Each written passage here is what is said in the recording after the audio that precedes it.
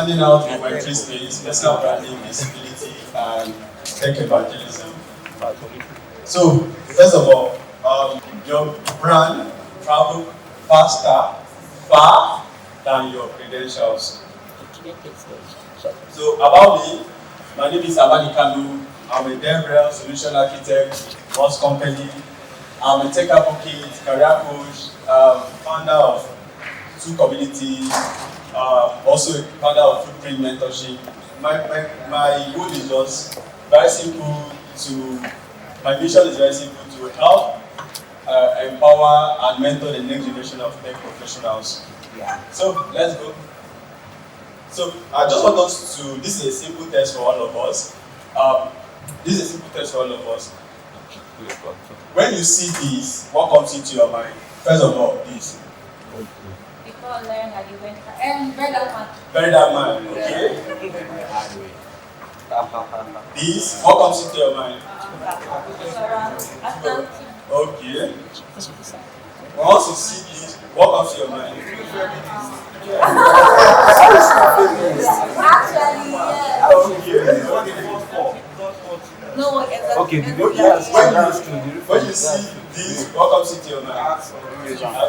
So these people have built their brand to this point that they are visible to us. That once you see something that looks like what they do or say, you quickly know that this is who they are. Like for example, ask your time once you see this, whether you see his face or not. I know so many of us have not seen his real face, but some people are putting to see. And we want to even see him on the road, you may not know, because we have seen him like this over and over and over.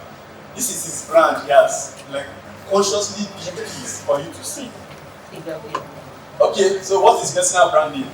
So personal branding is a perception people have of you, not what you think of yourself. It's what people think about you. It's not just about your skill, it's how you communicate your value and your vision. So think of it, your personal brand is your footprint. It should be unique, recognizable, and memorable. So a lot, like all the people have shown you, find out that they are unique in their space. They have a distinct voice in what they are doing. The next one, what is visibility? Visibility is about being seen, heard, and found in the right cycle and place. Some of us are visible in the wrong. Just imagine, as a tech person, you are visible maybe in a club or something. I'm not saying that it's bad for those that don't do it, yeah. But you should be visible in the right place and in the right circle. It's not about noise. A lot of like there are some people that are noise maker, crowd chaser. Yeah, it's good if that is your brand. But it's about showing up consistently where it matters. For example, for a tech person, you need Twitter, GitHub, conferences, and so many other places that you need people to know you. You want to gain your name. People should know that this is who you are. Okay, so for visibility, I want to talk something about visibility. A lot of us is suffering from this visibility in our companies. For example, there's this company I work with in 2021. Yeah, we're done with the project and they needed to lay off some developers. So they laid off about 90% of us. So one thing that stands out about those few persons that left is that during the meeting, in a meeting or on Slack, you see that they are the ones that are always talking. The ones in the meeting, it's not that they know this thing. They don't really have the technical skill to do most of this thing, but it's because the management, they are visible to the management, and somebody can always say, this one can talk, this one can do this. They are sometimes they are the one winning the game. So if you are not visible in your field, you are doing yourself a disservice. So, what is developer evangelism? So beyond your writing code, it's important that you educate, inspire, and advocate for technology. And also for dev evangelism is both the bridge and the amplify, connecting dev and project and communities. So, developer evangelism is the fastest way to grow your influence and impact in your field. So let me just tell you about my journey into this. Okay, so before now, When I started, I have the technical skill, but nobody really know me. I do my job, go home, do my job, go home. Because I write quality code and quietly, nobody knows me. And a lot of things happen. One day I was in the office and they wanted to like nominate it for our award. They were like, this person is good, this person is good. But I know that behind the door, this person used to come to me for me to help me write code. Like, why is this person? Because the person has been able to put himself out there. The person was like, if I mention the person, then you know, because the person is very vocal on Twitter. The person has been putting himself out there. But why me? I'm indoor, not doing nothing. Like, so after then, I said, I need to be seen too. I need to start working because of that. Actually, it teach me a lot. So what did I do? I started to be intentional about my journey, about my skills and visibility. What I do, I started sharing my knowledge through blogging. If anybody that follow me on LinkedIn knows that I drop code and everything on LinkedIn, YouTube, and also I say yes to public speaking. For I know when I started holding mic like this in place, that was very, very difficult. And those of you are like that, it was very, very difficult. But currently, I'm able to stand in front of you, and which is something some of you, maybe next time you guys will be doing. And I invested in community building. The next thing is that I give back to the community. So, what is the payoff? After all this, what did I get in return? One is that speaking at the top event. I've been invited both locally and internationally to speak. Two, I've been recognized across tech space, even in my company. Three, I have job offer both local and global. The next one is that I have communities, like 2 communities that are striving. So, why personal branding? Why do you need personal branding? One, in Web3, there is no gatekeeping. What you have, you can take it online and everybody knows about you. There is not nobody to tell you that you need to go through this one, you need to go through this one. Number 2 is that visibility attracts opportunity. The more visible you are, the better you stand a chance to get a job, collaboration, and land funding. I know about some tech founders that is because of the way they tweet on Twitter. That is how they got funding for their startup. So visibility is very, very important.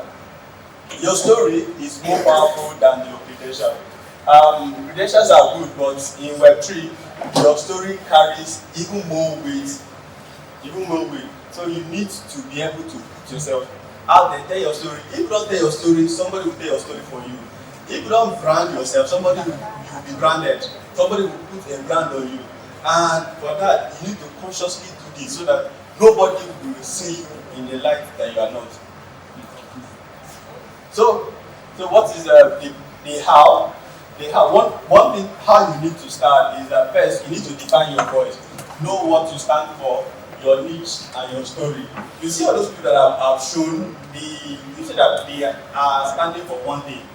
For tech, for advocacy, for this, they are speaking for one thing.